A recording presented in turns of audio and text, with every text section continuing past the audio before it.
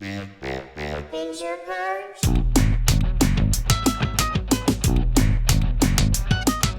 Binge or Purge?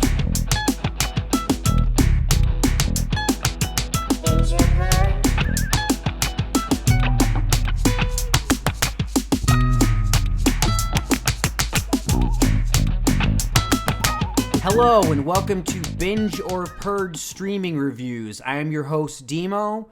My co-host is Joe Taylor. This is episode 28. The unofficial Halloween episode. Yes. Happy Halloween. Happy Halloween to you. I don't know when this is going to air, a little before, when you're listening to it, a little after, but we're definitely going to do, at least I'm going to do 2 reviews that are horror related today to help with the theme. And people should know that we are in full costume right now, and they can guess what costumes we chose, but it is kind of the Halloween episode, so we're getting in the spirit. I will just say you look hideous. Thank you. Before I get started, though, I want to give a shout out to some special listeners out there. It's come to my attention that some of the animators on South Park are listening to us, which is very cool. I love that show.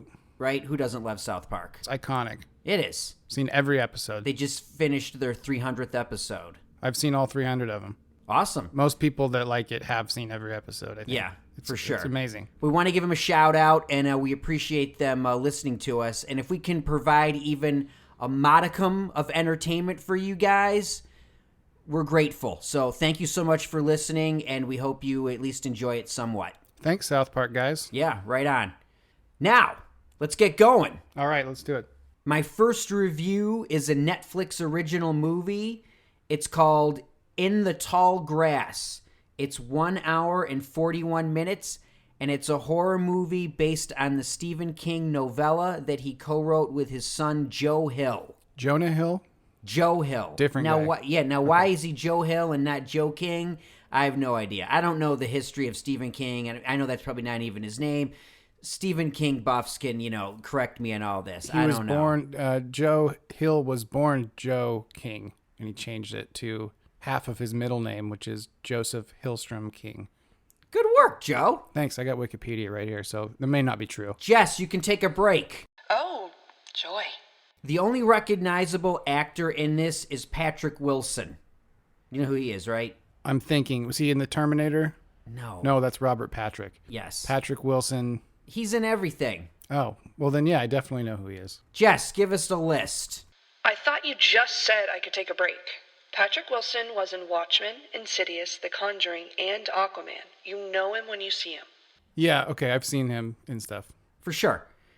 Now, he's one of 7 actors. This is such a simple movie. It's about a brother and sister. They're traveling down a road in Kansas. They hear a strange noise, a kid coming out in this field with this really, guess what, tall grass. Mm-hmm. They go in to try to help this kid, and then they get stuck in there. Well, mistake number 1, pull over and walk into a cornfield. Yeah. Well, is that's it the what middle they of the do. night at least? No, it's daytime. Still. But that's the movie. It's them and then these other characters trapped because it plays with like time and these time loops, and this is not a good movie. This sounds Shyamalanian.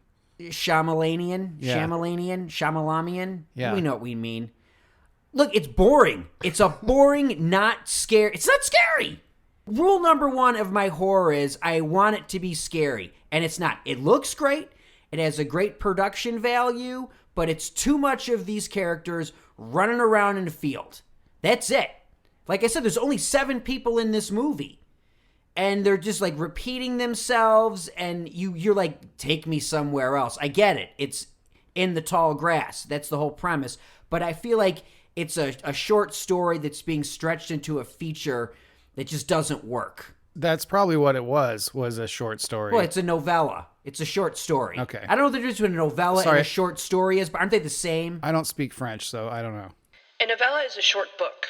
It is considerably longer than a short story, but shorter than a novel. Here's the thing. I wanted to like this, right? Stephen King, okay, should be interesting. No, it just doesn't work. And a lot of it's at night, and you're like, I can't see what's going on. It's just too dark. It's just too much in the grass, man. Too much in the grass. They kind of give that to you right in the title, though. So It is, but I guess I don't know what I wanted from this. I wanted to be scared. I wasn't. Like I said, there's no one recognizable in this except Patrick Wilson. I guess a bunch of Canadian actors, because it was made in Canada. It's a Canadian production, and, Netflix produced it. It's a perfect example of a Netflix movie where it's not terrible. I know what you mean by that. It's Sadly. fine, but it's completely disposable and forgettable. It doesn't stick to your ribs. Yeah, I saw some reviews on this.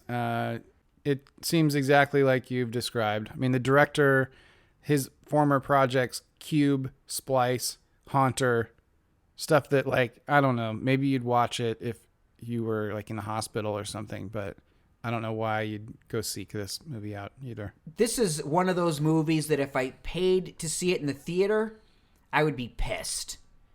But when you see it on Netflix, you're like, nah. I wanted something scary for Halloween. This is not it. If you want some good frights, forget it. Purge in the tall grass. Okay, there you have it. Not scary, not great. Mediocre. Not a great Halloween movie then. No. Now, I have something that's a little bit different. I have two competing documentaries about the same person that came out around the same time. You want to guess who?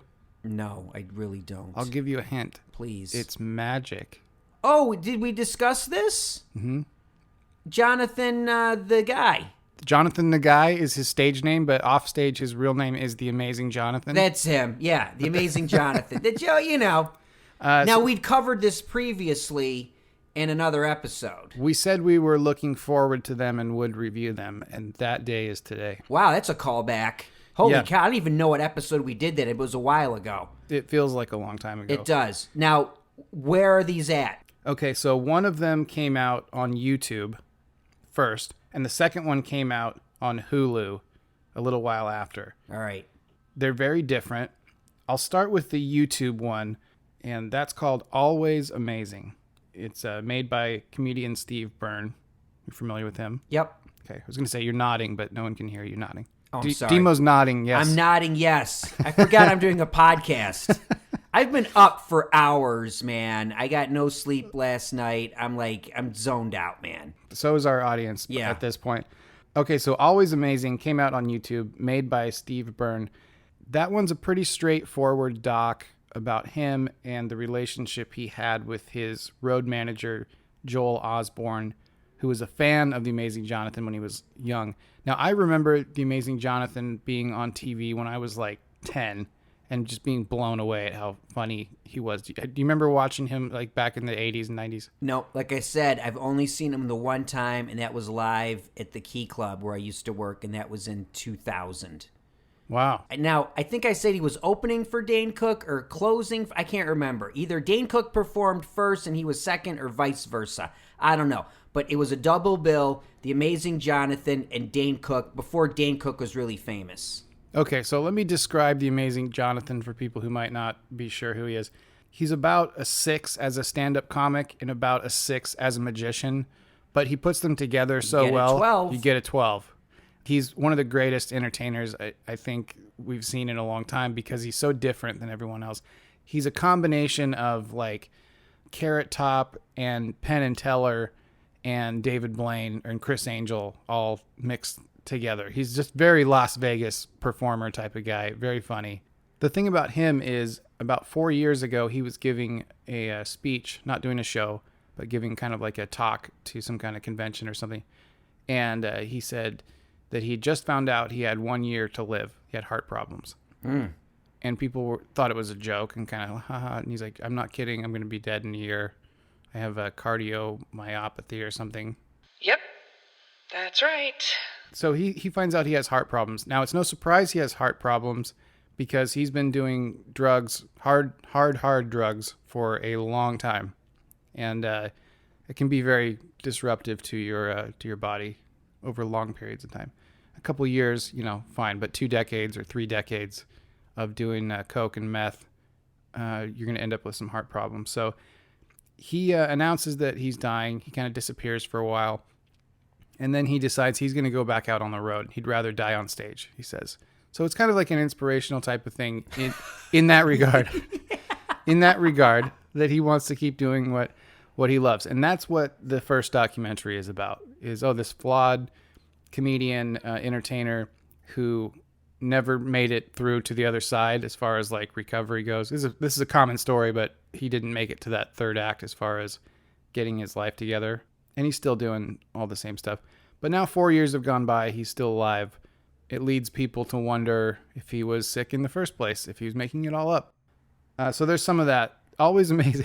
I know I haven't made it sound like a really inspirational thing, but it is pretty good. His relationship with this kid that looked up to him and went on to become his road manager and then went off and did his own career is an interesting story too. So that's the first one. Now, of the 2 documentaries I watched about the same guy, this one gets a couple points for a really funny thing that he said. This guy Joel used to listen to music that Johnathan hated. And one time he came out into the garage and Joel was working. He goes, "What is this crap?" And he goes, "It's this Billy Joel." He said, "You know, he was arrested." He goes, "For what?" And he goes, "For loitering in front of a band." Which I thought was a great joke. Dimo's cracking up, people. He's laughing so hard you can't even hear him. Yeah.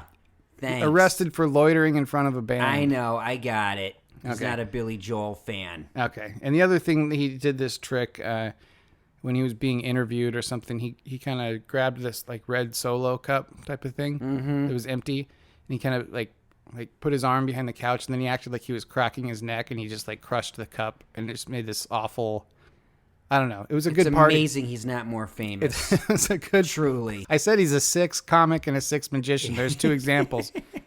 Anyway, the documentary is great. Way to go, Steve Byrne. Now, the second one, things get a little more complicated because the second one was already filming when the Steve Byrne one started.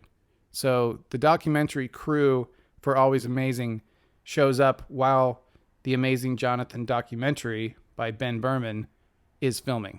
Oh, that's cool. So there's 2 documentaries filming at the same time. Do both of them acknowledge that the other documentary is filming?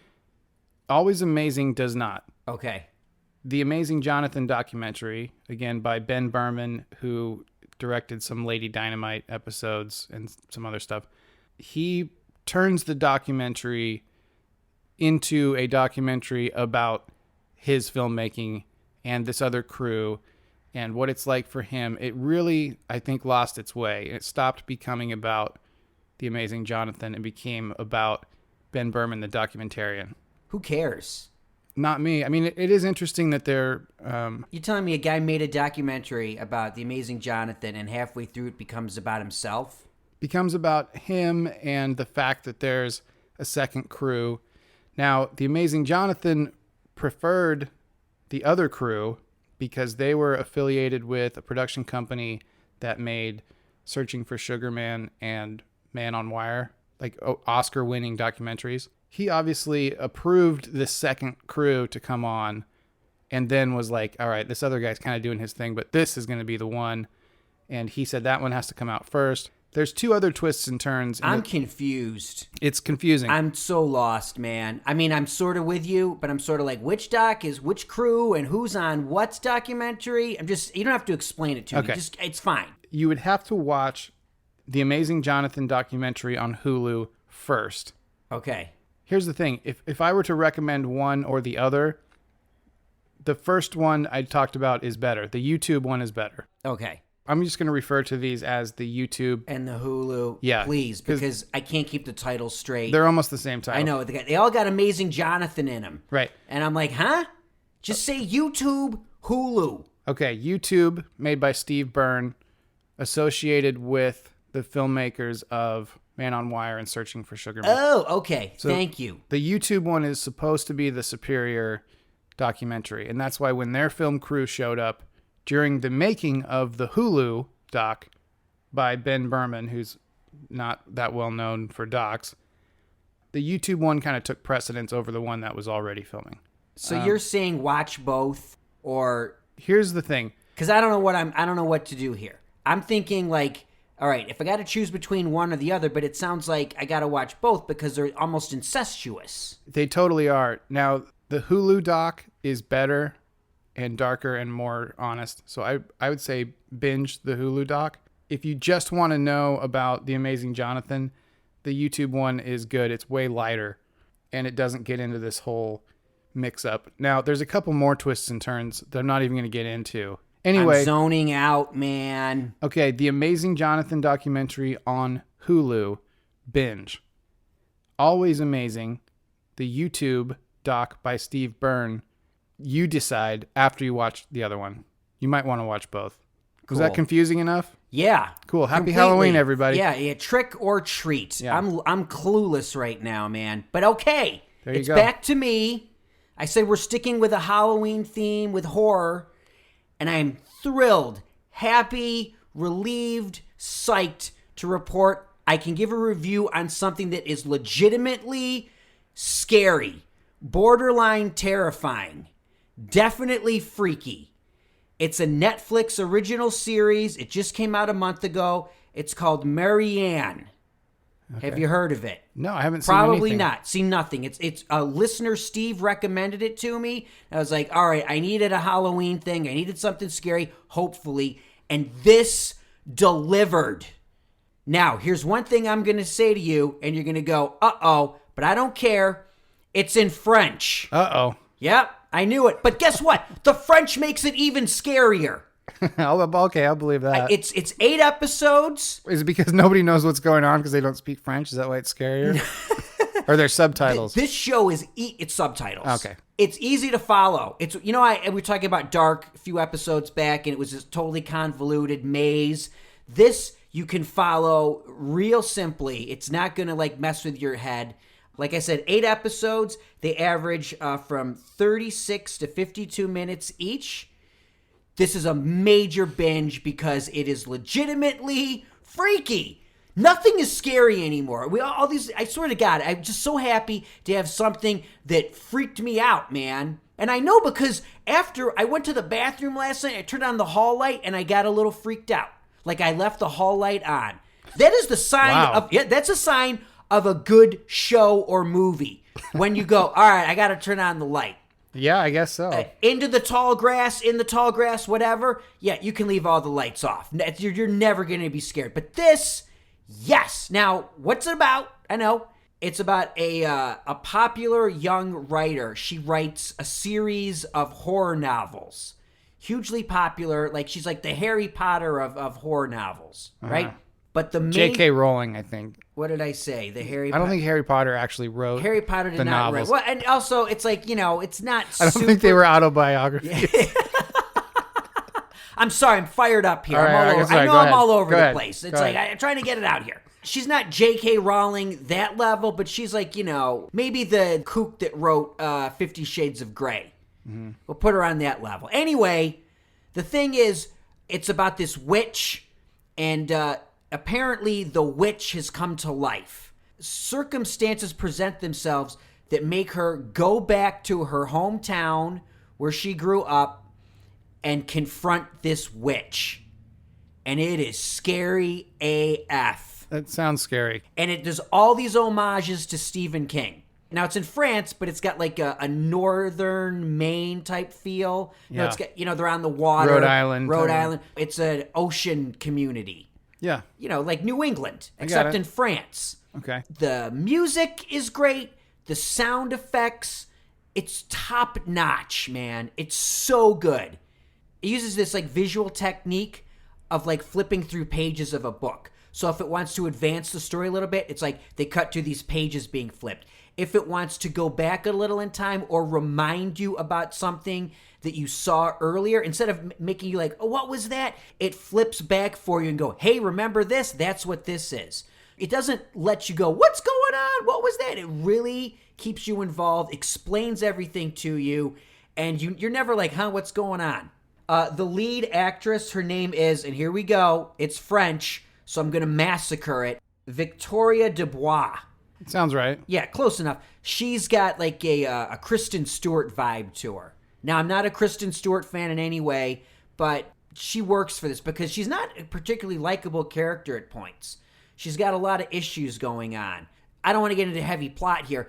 Just watch it, man. If you want to be scared, if you're like, there's nothing scary to watch. Yes, there is. Marianne on Netflix is well worth your time if you want a good old-fashioned scare with witches and demons and just stuff that'll freak you out and make you have to leave the lights on.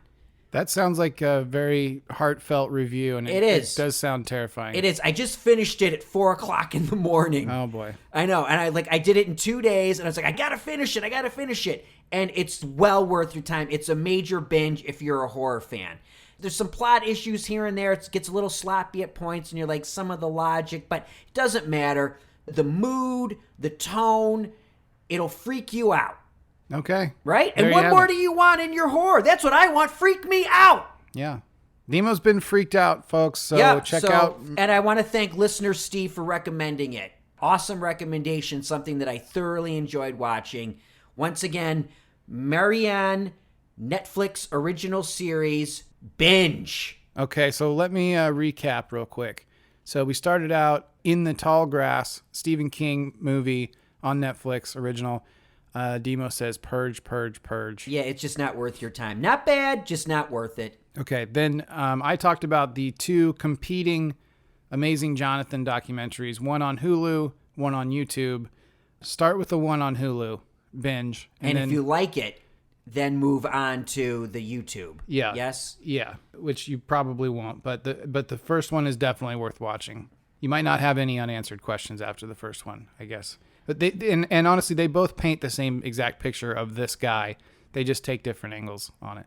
Okay, and then lastly, Dimo says Binge, Marianne. Big time. Netflix original series in French with subtitles. Now, can you watch it without the subtitles? I don't know. I refuse to watch anything dubbed. There might be a dubbed version. I can look into that. Yes, there is a dubbed English version. Stuff without subtitles is very scary to me. I was clicking channels one time and I watched this show called Sábado Gigante, and there were no subtitles. It was just in Spanish. It was horrifying. It was like some freaky stuff, man. I have watched a massive amount of Sábado Gigante because when I worked at, like we mentioned earlier, the Key Club, Yeah. remember where I saw The Amazing Johnathan with Dane Cook? The cooks, because we worked Saturday nights, right? Yeah. So the cooks would always have it on in the kitchen. It's like, oh, Sábado Gigante. So I really got into it a little bit. I'd go and like, oh, is it time for Sábado? Like, oh, see. I'm like, yeah, kick it in, man. Yeah, so Binge. I like Sábado Gigante, but sorry, because like let's face it, they get some beautiful women on that show. Yeah. The rest is complete unwatchable garbage, but woo, they know how to cast some women. Yeah, well, like I'm saying, without subtitles, it can be very scary as well, depending on, I guess, what you think you're watching. Okay, so that pretty much wraps it up. That's it, Joe. Where can everyone find us? Spotify now, Apple, iTunes, of course, YouTube. Now, Yep. there's no video, just to clarify. It's just audio, but our logo's there. Yeah. So listen, you can listen to YouTube. If it's more convenient for you, it's there. We're trying to make it convenient for you. Yeah. Also, if you tell someone, hey, you got to check out Binge or Purge, there's more places where these people can check it out. Yeah, and Google Play. And then they can contact us. We'd love to hear from you. Tell us what you think about some of these recommendations, particularly Sábado Gigante. I'd like to hear some feedback. Where can they contact us, Dimo? They can reach us on Twitter at Binge or Purge. They can email us at bingeorpurgepodcast@gmail.com. Instagram? Instagram. Not much on our Instagram, Not but much. I've been slacking on the gram. I know. I gotta update that. But I'm like, come on. There's only so many hours in the week for me to update this stuff, right? you can find us anywhere. Facebook/Binge or Purge too. Yeah. And we're everywhere. yeah. Come over and hang out here at the. There's a lot going on today. It'd be a good. Oh day yeah, to see Panorama City is a hotbed of annoying activity right now. And of course, we don't want to forget Jess the Facts. Thanks, Jess. You can follow her on Twitter and Instagram at the Jessica Greer. And that's it for us this week.